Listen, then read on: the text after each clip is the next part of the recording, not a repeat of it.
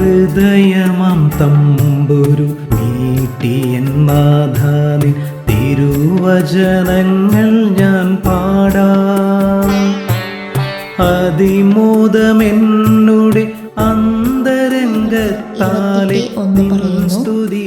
നിന്റെ ദൈവമായ കർത്താവിൻ്റെ വാക്കുകേട്ട് ഇന്ന് ഞാൻ നിനക്ക് നൽകുന്ന കൽപ്പനകളെല്ലാം സൂക്ഷ്മമായി പാലിക്കുമെങ്കിൽ അവിടുന്ന് നിന്നെ ഭൂമിയിലെ മറ്റ് എല്ലാ ജനതകളേക്കാൾ ഉന്നതനാക്കും. സ്നേഹമുള്ളവരെ, ഏവരെയും സ്നേഹപൂർവ്വം മധ്യസ്ഥ പ്രാർത്ഥനയിലേക്ക് സ്വാഗതം ചെയ്യുന്നു. സഹോദരരെ, ദൈവത്തിന്റെ വാഗ്ദാനമാണ് നാം നേരത്തെ കണ്ട വചനത്തിൽ പറയുന്നത്. അവിടുന്ന് നമ്മെ ഭൂമിയിലെ മറ്റെല്ലാ ജനതകളെക്കാളും ഉന്നതനാക്കും എന്ന്.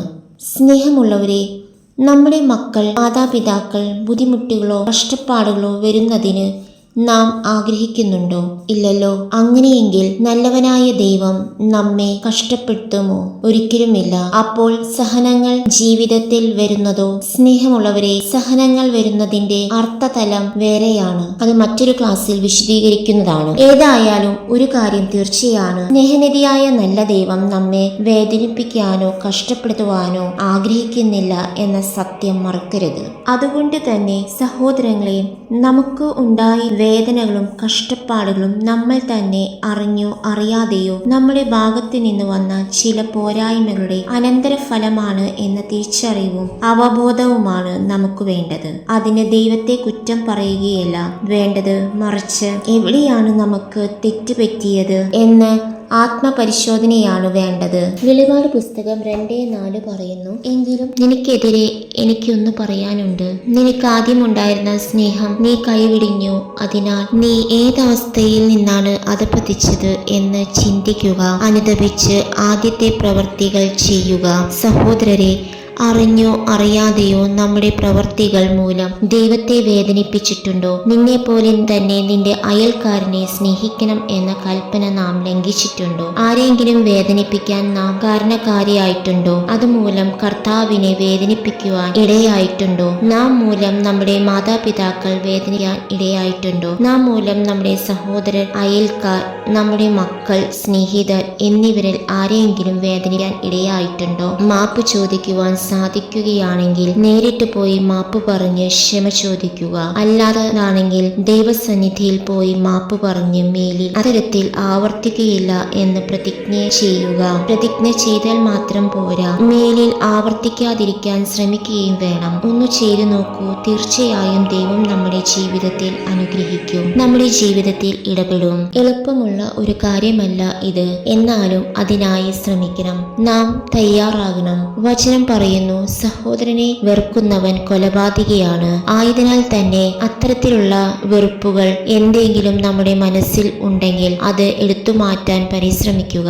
ദൈവം തീർച്ചയായും ഇടപെടും. നമുക്ക് മധ്യസ്ഥ പ്രാർത്ഥനയിലേക്ക് കടക്കാം. നമ്മോട് പ്രാർത്ഥനാ സഹായം ആവശ്യപ്പെട്ട എല്ലാവരെയും ഓർക്കാം. അവരുടെ ആവശ്യങ്ങളെ ഓർക്കാം. പരീക്ഷയ്ക്ക് പോകുന്ന മക്കളെ ഓർക്കാം. രുളാൽ വലയുന്ന വ്യക്തികളെ ഓർക്കാം. ജോലിയില്ലാതെ വിഷമിക്കുന്നവരെ ഓർക്കാം. വിസ തടസ്സമുള്ളവരെ ഓർക്കാം. വിവാഹ തടസ്സം അനുഭവിക്കുന്നവരെ ഓർക്കാം. കടബാധ്യതകളാൽ കഷ്ടപ്പെടുന്നവരെ ഓർക്കാം. സാമ്പത്തികമായി വിഷമിക്കുന്നവരെ ഓർക്കാം. കുഞ്ഞുങ്ങൾക്ക് ജന്മം നൽകാൻ ഒരുങ്ങിയിരിക്കുന്നവരെ ഓർക്കാം. ഈ സമയം ജീവിതം അവസാനിപ്പിക്കണം എന്ന തെറ്റായ ചിന്തയിൽ ഉള്ളവരെ ഓർക്കാം. അവർക്ക് ശരിയായ ദിശാബോധം നൽകണമേ എന്ന് കർത്താവിനോട് അപേക്ഷിക്കാം. ഈ ചാനലിൽ വിവിധ ശുശ്രൂഷകളിൽ ഏർപ്പെട്ടിരിക്കുന്നവരെ ഓർക്കാം. അവരുടെ ആവശ്യങ്ങളിൽ കർത്താവ് ഇടപെടണമേ എന്ന് അപേക്ഷിക്കാം. പരിശുദ്ധാത്മാവിന്റെ അഭിഷേകത്താൽ നാം എല്ലാവരും നിറയട്ടെ എന്ന് യാചിക്കാം. നമ്മുടെ എല്ലാവരുടെ പ്രാർത്ഥനകളും പരിശുദ്ധ അമ്മയുടെ മധ്യസ്ഥയാൽ ഈശോയ്ക്ക് സമർപ്പിച്ച് നമുക്ക് സ്തുതിക്കാം. ഹല്ലേലൂയ, ഹല്ലേലൂയ,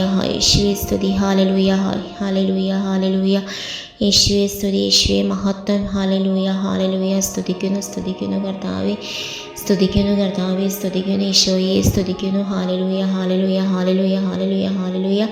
കർത്താവെ, ഞങ്ങളുടെ പ്രാർത്ഥനയിലേക്ക് ഈശോയെ കടന്നു വരണമേ. ഞങ്ങളുടെ എല്ലാ പ്രാർത്ഥനകളും നിയോഗങ്ങളും ഈശോയുടെ സന്നിധിയിലേക്ക് സമർപ്പിക്കുന്നു. Hallelujah, hallelujah. സ്തുതിക്കുന്നു. നമുക്ക് ഏറ്റുചൊല്ലാം. സ്നേഹനിധിയായ നല്ല തമ്പുരാനെ, ഞങ്ങൾ അങ്ങയെ ആരാധിക്കുന്നു. ആരാധിക്കുന്നു ആരാധിക്കുന്നു, സ്തുതിക്കുന്നു. സ്തുതിക്കുന്നു, അങ്ങേക്ക് നന്ദി പറയുന്നു. അങ്ങേക്ക് നന്ദി പറയുന്നു. പാപികളും ബലഹീനരുമായ പാപികളും ബലഹീനരുമായ അടിയങ്ങളെ അടിയങ്ങളെ അവിടുത്തെ മുമ്പിൽ സമർപ്പിക്കുന്നു. അവിടുത്തെ മുമ്പിൽ സമർപ്പിക്കുന്നു. ഞങ്ങളെ അങ്ങ് എളിമപ്പെടുത്തണമേ. എളിമപ്പെടുത്തണമേ. അങ്ങയുടെ മുമ്പിൽ അങ്ങയുടെ മുമ്പിൽ നിലവിളിച്ച് പ്രാർത്ഥിക്കുന്ന ഈ മക്കളെ അവിടുന്ന് കടാക്ഷിക്കണമേ. അവിടുന്ന് കടാക്ഷിക്കണമേ. ഹൃദയങ്ങൾ അറിയുന്ന നല്ല തമ്പുരാനെ ഞങ്ങളുടെ കുടുംബങ്ങളിലേക്കും ജീവിത മേഖലകളിലേക്കും അവിടുത്തെ കൃപ ധാരാളമായി ചൊരിയണമേ. ഞങ്ങളോട് പ്രാർത്ഥനാ സഹായം ആവശ്യപ്പെട്ടിരിക്കുന്ന ഓരോരുത്തരെയും അങ്ങേക്ക് സമർപ്പിക്കുന്നു. അവരുടെ വിവിധങ്ങളായ ആവശ്യങ്ങളിലേക്ക് അവിടുന്ന് ഇറങ്ങി വരണമേ. ലോകത്ത് സമാധാനവും ശാന്തിയും വർദ്ധിപ്പിക്കണമേ. സഭയിൽ ഐക്യവും വിശുദ്ധിയും വർദ്ധിപ്പിക്കണമേ. ഞങ്ങളുടെ ഭരണാധിപന്മാർക്ക് നീതിബോധവും നന്മയും നൽകണമേ. ഞങ്ങളിൽ നിന്ന് വേർപിരിഞ്ഞു പോയ ആത്മാക്കൾക്ക് നിത്യാശ്വാസം നൽകണമേ. പരിശുദ്ധ അമ്മേ, മാലാഖമാരെ വിശുദ്ധരെ ഞങ്ങൾക്ക് വേണ്ടി ഈശോയോട് മാധ്യസ്ഥം വഹിക്കണമേ. ഈ ലോകത്ത് ഇന്ന് അർപ്പിക്കപ്പെട്ടിരിക്കുന്ന എല്ലാ വിശുദ്ധ കുർബാനകളുടെ യോഗ്യതയാൽ പിതാവായ ദൈവമേ അങ്ങേക്ക് ഞങ്ങൾ സമർപ്പിക്കുന്നു. ഞങ്ങളുടെ നിയോഗങ്ങളുടെയും മേൽ കരുണയായിരിക്കണമേ.